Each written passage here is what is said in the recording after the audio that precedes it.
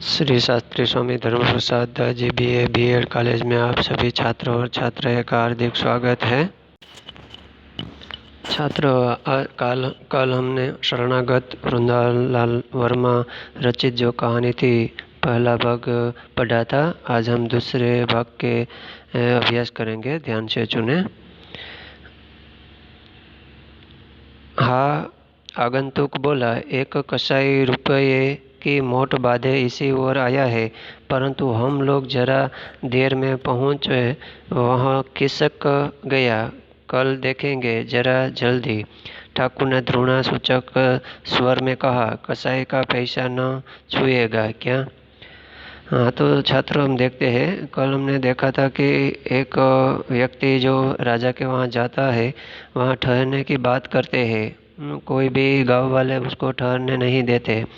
फिर वो राजा के पास आते हैं, यानी कि ठाकुर के पास आते हैं, और ठाकुर एक रात तक वहाँ ठहरने के लिए वो राजी हो जाते हैं। फिर उसने कहा कि आंगुतक बोला कि भाई, कसाई रुपये की मोट बांधे इसी ओर आया है, परंतु हम लोग जरा देर में पहुँचे, वहाँ तो खिसक गया। कल देखे, जरा जल्दी हूँ। ठाकुर ने घृणासूचक स्वर में कहा, कसाई का पैसा न छुएगा। क्यों? बुरी कमाई है, इसलिए उसको सुना मत। उसके रुपये पर कसाई थोड़े लिखा है, परंतु उनके वही व्यवसाय से वह रुपया दूषित हो गया है। रुपया तो दूसरों का ही है, कसाई के हाथ आने से रुपया कसाई नहीं हुआ। मेरा मन नहीं मानता, वह अशुद्ध है। हम अपनी तलवार ने उसको शुद्ध कर लेंगे। ज़्यादा बहस नहीं हुई। ठाकुर ने सोचकर अपने साथियों को बाहर ही टाल दिया। भीतर देखा तो कसाई सो रहा था और उसकी पत्नी भी, ठाकुर भी सो गया। तो इस तरह वो कहते हैं ठाकुर के वो कसाई के पैसे छे, उसको छुए मत है। तो वो सामने बोलता है आगंतुक कि भाई, उसमें बुराई क्या है? रुपये पर कसाई थोड़े लिखा है, परंतु उसके व्यवसाय से वह रुपया दूषित हो गया। इस तरह ठाकुर बताते हैं, रुपया तो दूसरों के ही है, कसाई के हाथ आने से रुपया कसाई नहीं हुआ। तो मेरा मन तो नहीं मानता, वह अशुद्ध है, इसलिए उसको छूना मत। हम अपनी तलवार से उसको शुद्ध कर लेंगे। तो ज़्यादा बहस नहीं उठी। ठाकुर ने सोचकर अपने साथियों को बाहर ही टाल दिया। भीतर आने ही नहीं दिया। भीतर देखा तो कसाई सो रहा था और उसकी पत्नी भी सो रही थी और ठाकुर भी सो गया। सवेरा हो गया, परंतु रजा जब न जा सका। उसकी पत्नी का बुखार तो हल्का हो गया था, परंतु शरीर भर में पीड़ा थी और वह एक कदम भी नहीं चल सकती थी। ठाकुर उसे वही ठहरा हुआ देखकर कपित हो गया। रजा जब से बोला, मैंने खूब मेहमान इकट्ठे किए हैं। गाँव भर थोड़ी देर में तुम लोगों को मेरी पोर में टिका हुआ देख कर तरह तरह की बकवास करेगा। तुम बाहर जाओ इसी समय। रजज ने बहुत विनती की, परंतु ठाकुर न माना। यद्यपि गांव भर उसकी दबदबे को मानता था, परंतु अवयुक्त लोकमत का दबदबा उसके भी मन पर था। इसलिए रजज गांव के बाहर सपत्नीक एक पेड़ के नीचे जा बैठा और हिंदू मातर को मन ही मन कोसने लगा। उसने आशा थी कि आधा पहर में उनकी पत्नी की तबीयत इतनी स्वस्थ हो जाएगी कि वह पैदल यात्रा कर सकेगी, परंतु ऐसा न हुआ। तब उसके एक गाड़ी किराए पर कर लेने का निश्चय किया। मुश्किल से एक चमार काफ़ी किराया ले कर ललितपुर गाड़ी ले जाने के लिए राजी हुआ। तो इतने में दोपहर हो गई। तो उसकी पत्नी को जोर का बुखार हो आया। वह झाड़े के मारे थर थर काँप रही थी। इतनी कि रजब की हिम्मत उसी समय ले जाने की न पड़ी। गाड़ी में अधिक हवा लगे के भय से रजज ने उस समय तक के लिए यात्रा को सूर्यगत कर दिया, जब तक कि उस बेचारी की कम से कम कंपी बंद न हो जाए। घंटे 1.5 घंटे बाद उसकी कंपी बंद तो हो गई, परंतु जवर बहुत तेज हो गया। रजज ने अपनी पत्नी को गाड़ी में डाल दिया और गाड़ीवान से जल्दी चलने को कहा। गाड़ीवान बोला, दिन भर तो यही लगा दिया, अब जल्दी चलने को कहते हो। रजब ने मिठास के स्वर में उससे फिर जल्दी करने के लिए कहा, तो वह बोला, इतने किराए में काम नहीं चलेगा, अपना रुपया वापस लो, मैं तो घर जाता हूँ। रजब ने दांत पीसे कुछ चुप रहा। सचेत होकर कहने लगा, भाई, आफत सबके ऊपर आती है। मनुष्य मनुष्य को सहारा देता है, जानवर तो देते नहीं। तुम्हारे भी बाल बच्चे हैं, कुछ दया के साथ काम लो। कसाई को दया पर व्याख्यान देते हुए सुनकर गाड़ीवान को हंसी आ गई। उसको टस से मस न होता देखकर रजज ने और पैसे दिए। तब उसने गाड़ी हाकी। देखते हैं हम। इसी तरह ठाकुर और उसके जो आगंतुक है उसके साथ बातचीत होती है। तब भीतर देखा तो अजब और उसकी पत्नी दोनों वहाँ सोता हुआ देखा था और ठाकुर भी सो गया। सवेरा हो गया, परंतु रजज न जा सका, क्योंकि उसकी पत्नी को बुखार था और बुखार तो हल्का हो गया था, परंतु शरीर भर उसके शरीर में पीड़ा थी और वह एक कदम भी आगे नहीं चल सकती, इसलिए वहाँ से नहीं जा सका। ठाकुर उसे वही ठहरा हुआ देखकर क्रुपित हो गया और रजत से बोला, मैंने खूब मेहनत इकट्ठे किए हैं, गाँव भर थोड़ी देर में तुम लोगों को मेरी पोर में टिका हुआ देखकर तरह तरह की बकवास करेगा। तुम बाहर जाओ इसी समय। कि यहाँ से ठाकुर ने बोला कि यहाँ से रजज को बोला कि तुम यहाँ से और तुम्हारी पत्नी को लेकर चले जाओ, क्योंकि गाँव लोग मुझको कितनी तरह तरह से बातें भी करेंगे। तो रजज ने बहुत विनती की, परंतु ठाकुर तो माना ही नहीं। यद्यपि जो गाँव भर उसके दबदबे को मानता था, परंतु अव्यक्त लोकमत का दबदबा उसके भी मन पर था। इसलिए रजज को बोला कि गाँव छोड़कर तू यहाँ से चला जा। तो उसे आशा थी कि थोड़ा पहर अथवा आध पहर में उसकी पत्नी की तबीयत इतनी स्वस्थ हो जाएगी कि वह पैदल यात्रा कर सकेगी, परंतु ऐसा न हुआ।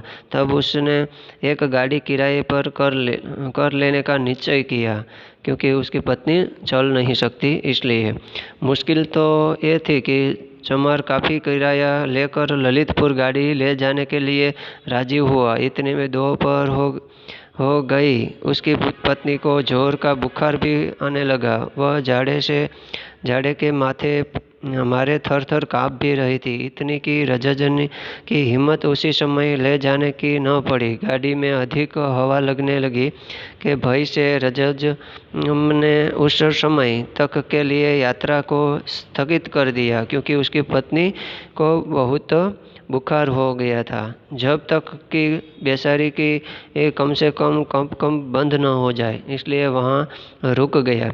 1.5 घंटे बाद उसके कंप जो था वो बंद हो गया।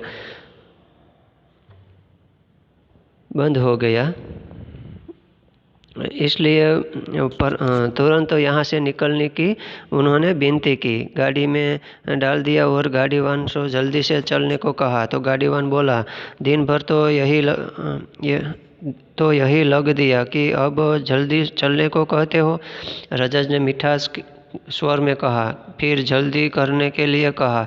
वह बोला, इतने किराए में काम नहीं चलेगा, अपना रुपया वापस लो, मैं तो घर जाता हूँ। रजब ने दांत पीसे और कुछ चुप रहा और सचेत होकर कहने लगा, भाई, आफत सबके ऊपर आती है, मेरे ऊपर भी आई और आपके ऊपर भी आ सकती है। मनुष्य मनुष्यों को सहारा देता है, जानवर तो देते नहीं।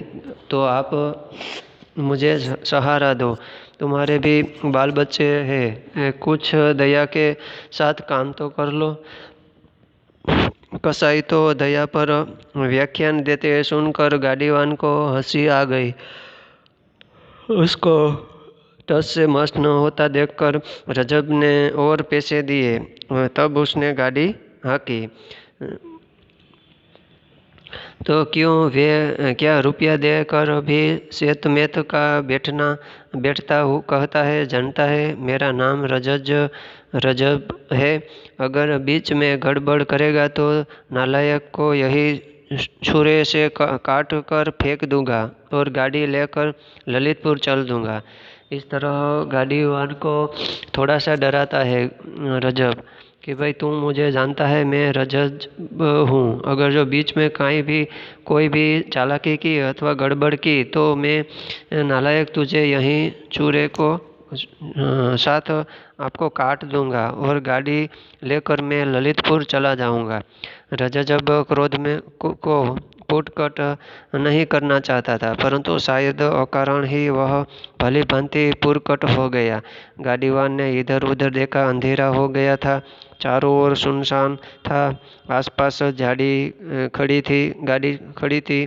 ऐसा जान पड़ता था कहीं से कोई अब निकला। रजब की बात सुनकर उसकी हड्डी कांप गई और ऐसा जान पड़ा कि मानो पसलियों को उसकी ठंडी छुरी छू रही है। तो गाड़ीवान चुपचाप बैलों को हाँकने लगा। उसने सोचा, गाँव आते ही गाड़ी छोड़ न कर नीचे खड़ा हो जाऊंगा और हल्ला गुल्ला करके गाँव वालों की मदद से अपना पीछा रजब से छुड़ाऊंगा। रुपये पैसे भले ही वापस कर दूंगा, परंतु और आगे न जाऊंगा। कहीं सचमुच मार्ग में मार डाले तो। इस तरह गाड़ीवान को डर लगने लगा। गाड़ीवान तो इधर उधर देख रहा था। अंधेरा हो गया था, चारों ओर सुनसान होने लगा था, आसपास गाड़ी भी खड़ी हो गई। ऐसा जान पड़ता था कि कहीं से कोई अब निकला, मगर कोई भी निकलता नहीं। रजब की बात सुनकर उसकी हड्डी कांप गई, क्योंकि उसको धमकाया था कि जो अब कहीं भी किया तो मैं आपको छुरा फूंक दूंगा। ऐसा जान पड़ता कि मानो पसलियों को उसकी ठंडी छुरी छू रही है। और गाड़ीवान चुपचाप बैलों को हाँकने लगा। वो भी सोचने लगा कि गांव आते ही मैं गाड़ी छोड़कर नीचे खड़ा हो जाऊंगा और सभी गांव वालों को बुला लूंगा और इस तरह रजब से मैं पीछा छुड़ाऊंगा। रुपये पैसे भले ही वापस न करे, परंतु और आगे न जाऊंगा। कहीं सचमुच मार देगा मुझे तो गाड़ी थोड़ी दूर और चली होगी कि बैल ठिठक कर खड़े हो गए। रजब सामने न देख रहा था, इसलिए जरा कड़क कर गाड़ीवान ने बोला, क्यों बे बदमाश, सो गया क्या? अधिक कड़क के साथ सामने रास्ते पर खड़ी हुई एक टुकड़ी में से किसी के कठोर कंठ से निकला, खबरदार जो आगे बढ़ा। इस तरह मार्ग में वो बातचीत करते थे। इसी तरह गाड़ी थोड़ी दूर और चली होगी, परंतु पीछे देखा तो ठिठक कर एक खड़े हो गए और रजब के सामने न देखा कि इसलिए जरा कड़क स्वर में गाड़ीवान से बोला कि क्यों वे बदमाश, सो गया क्या? अधिक कड़क के साथ सामने रास्ते पर खड़ी हुई एक टुकड़ी में से किसी ने कठोर कंठ से निकला, खबरदार जो आगे बढ़ा तो यहीं रुक जा। और रजब ने सामने देखा कि 4-5 आदमी बड़े बड़े लठ बांधकर न जाने कहाँ से आ गए हैं। उनमें तुरंत ही एक ने बैलों की जुआरी पर एक लठ पटका और 2 दाएं बाएं का कर रजब पर आक्रमण करने को तैयार हो गए। और गाड़ीवान गाड़ी छोड़कर नीचे जा खड़ा हुआ बोला, मालिक मैं तो गाड़ीवान हूँ, मुझसे कोई सरोकार नहीं। यह कौन है? एक ने गरज कर पूछा। तो गाड़ीवान की थिगती बंध गई, कोई उत्तर न दे सका।